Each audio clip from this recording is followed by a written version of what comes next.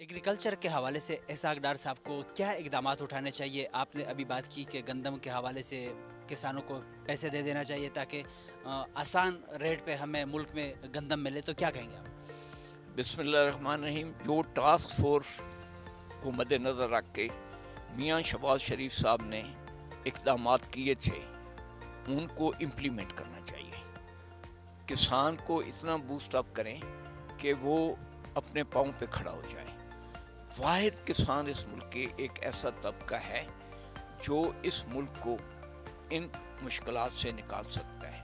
गंदम पैदा करेगा तो गंदम की इंपोर्ट ख़त्म हो जाएगी, तो हमारा जितना 1 अरब 2 अरब डॉलर गंदम की इंपोर्ट पे लगता है वो हमारा महफूज हो जाएगा। ऑलिव पैदा करेगा, हम ऑलिव को एक्सपोर्ट करेंगे तो उससे हम खासा पैसा कमा सकते हैं। मियाँ शहबाज शरीफ ने फ्री प्लांट्स देकर सून के इलाके में ऑलिव काश्त करवाया था।